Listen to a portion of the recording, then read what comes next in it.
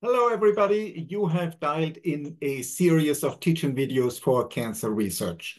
Those videos are made for my young colleagues who are new in the field of clinical trials, but I believe in the freedom of information and teaching, so everybody can watch them. They are brought to you by Oncology Consulting Wolff LLC, which is solely responsible for its content. The video has no sponsor, and there are no conflicts of interest.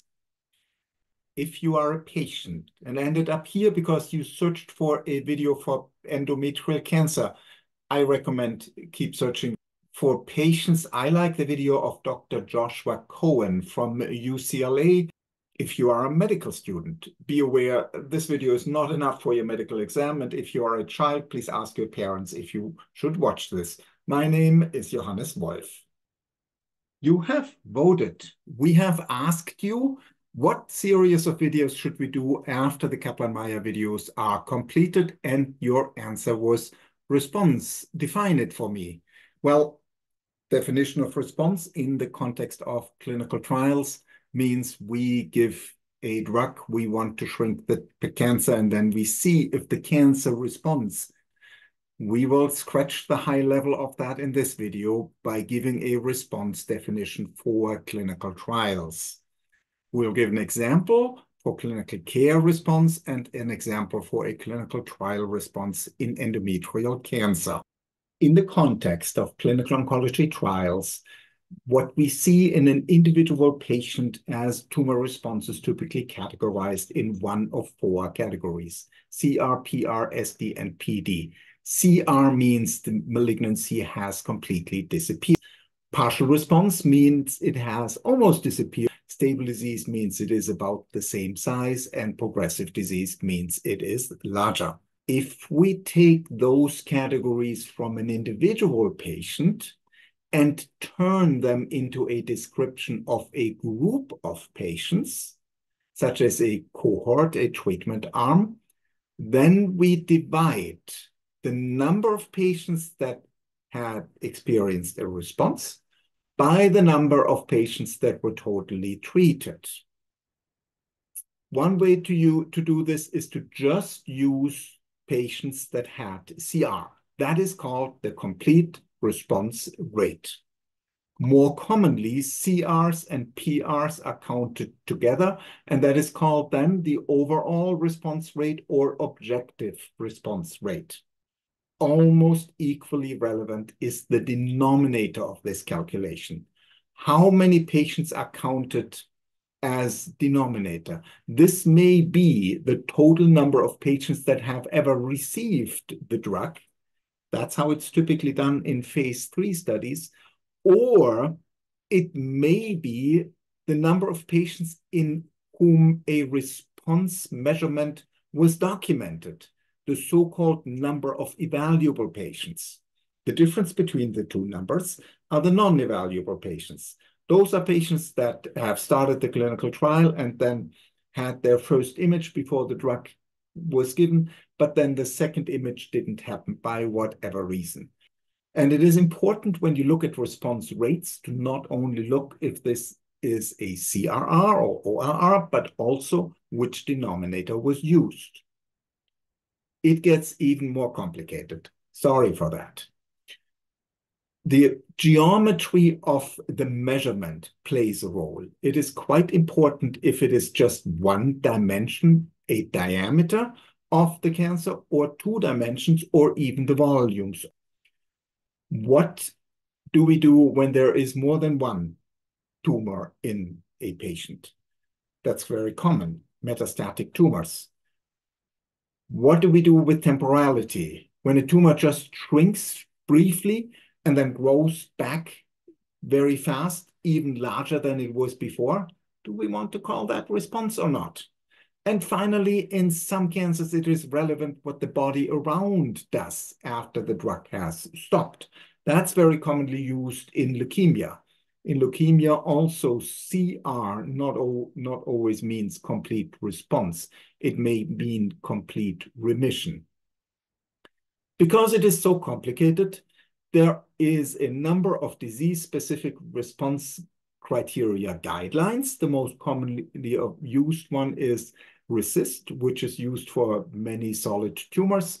There is a different one for CLL, the most common leukemia in adults, chronic lymphatic leukemia, also a disease of the elderly, and the response criteria is IWCLL, International Working Group for CLL. RANO is used for glioblastoma multiforme, the most common malignant brain tumors in adults, and Lugano is used for lymphoma. And then there are more. The guidelines how to measure response are typically written by our colleagues from academia, but our regulatory colleagues have also tackled the problem. You can find a guidance for clinical endpoints written by the FDA in 2018. The FDA points towards the need of central reviewers. This is because it is very easily subjective. If you call something a partial response versus a stable disease, the tumor shrinks a little bit, and you want this to be a response because you like the patient and you hope for the patient, then you are easier to call this a partial response. A centralized reviewer may not have that problem, in particular if the person doesn't know what type of drug the patient has. Overall, response is not the most trusted endpoint.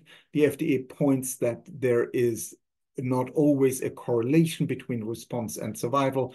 The time to event endpoints such as overall survival are generally preferred for drug approvals. Here we have an example of a patient where response mattered. This is the story of a girl that was 12-year-old when she came in our care.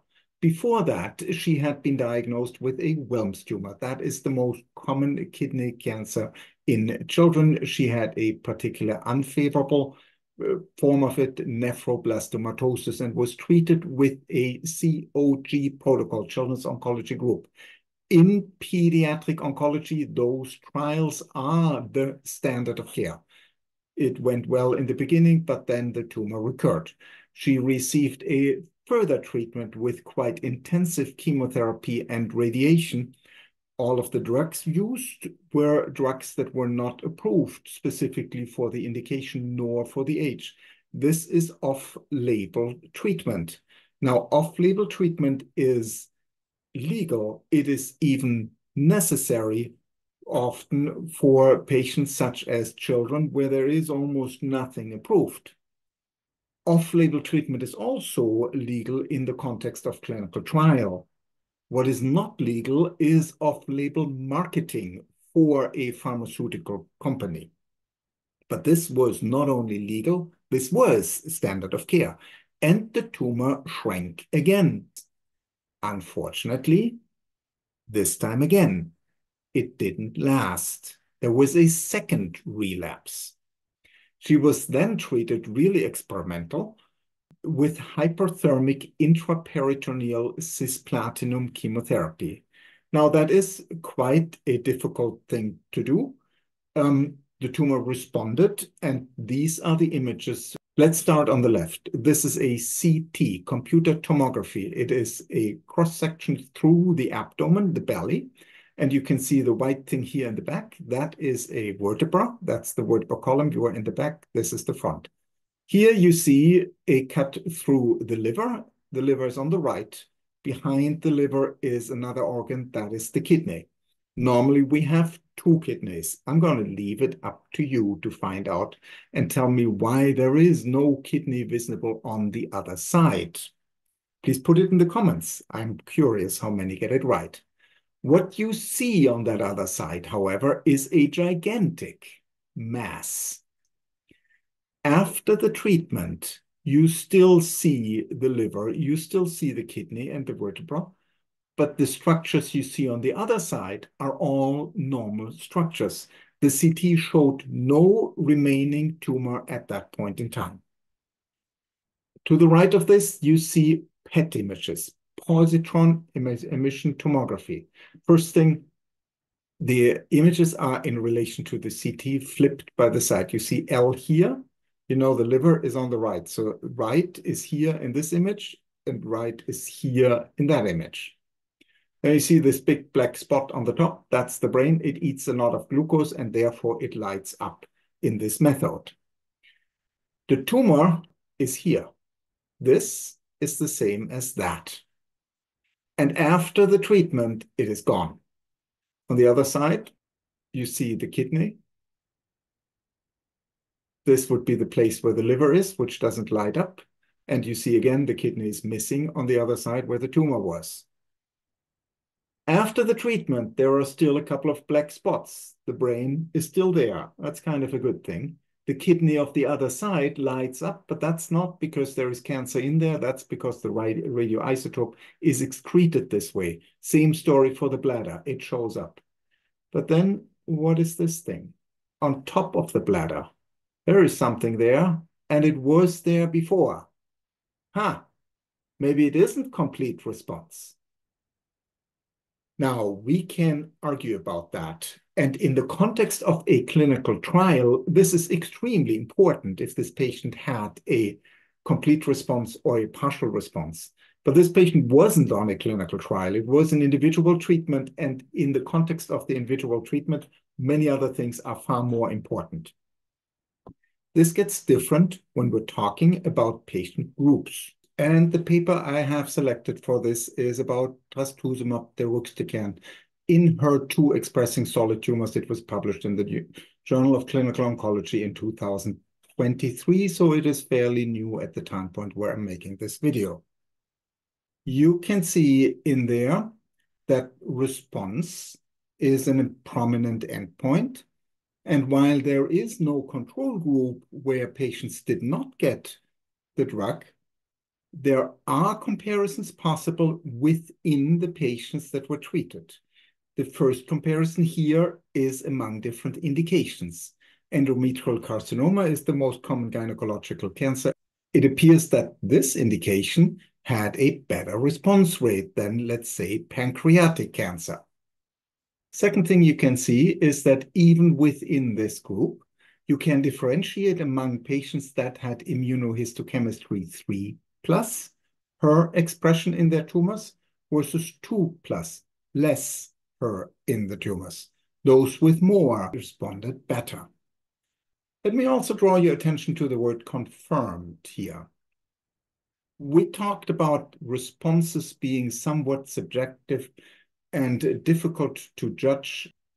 You could say if the investigator calls it response and then the independent review looks at it and also calls it response, then we call that confirmed response. And that is a very reasonable use of the word confirmed, but in the context of response in oncology trials, confirmed response typically means something different.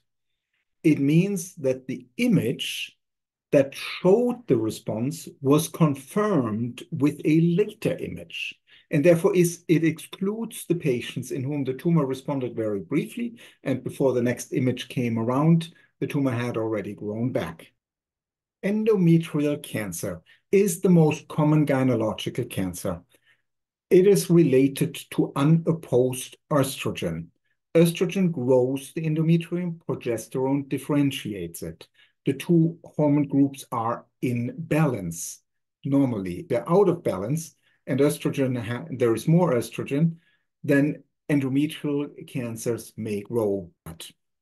Obesity is a condition where this is the case. There are inherited syndromes. Lynch syndrome has something to do with DNA repair. Cowden syndrome is the P10 mutation.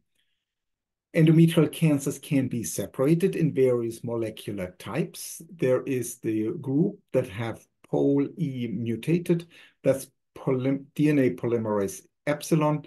There is the MSI high, microsatellite instability high group, which is similar to MMRD, mixed match repair deficient. They're both together called the Lynch syndrome type. The third group is the group of non-specific molecular profile. I'm sure this group will be separated in further smaller groups in the future. And the group with the worst prognosis is the one with P53 mutations. The cancer is very common, occurring in 60 to 70,000 new diagnoses in the US. The prognosis altogether is relatively good, but there are still 4.7 deaths per 100,000 women per year.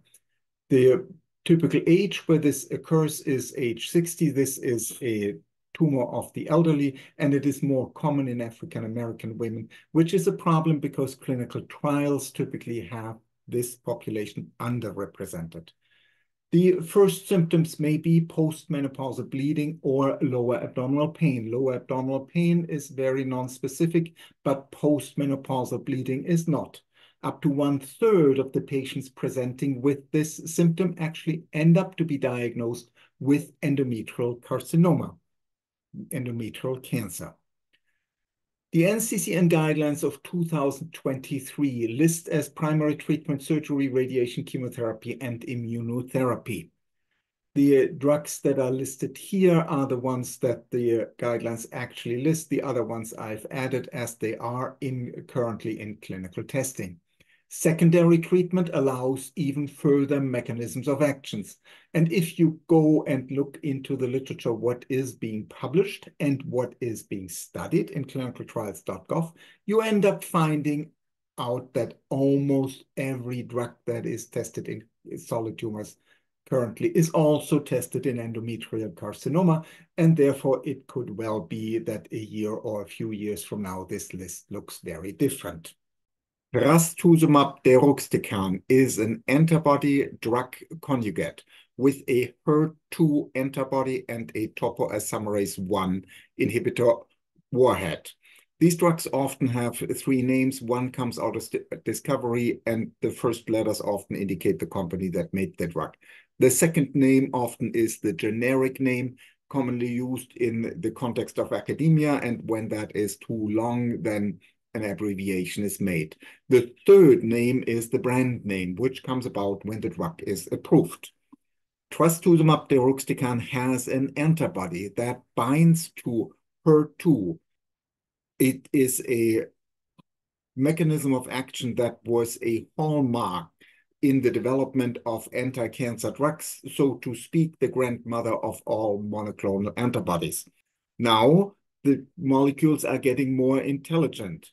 This is now linked to a topoisomerase I inhibitor. Topoisomerase I inhibitors are chemotherapeutic agents, also well understood.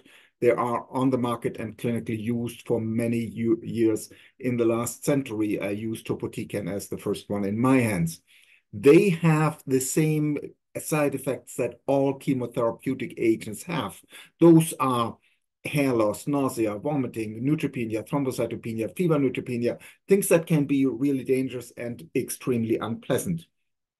All of those adverse events come from the small molecule, the topoisomerase inhibitor, going to a cell where we don't want it, a normal body cell, such as the bone marrow cells.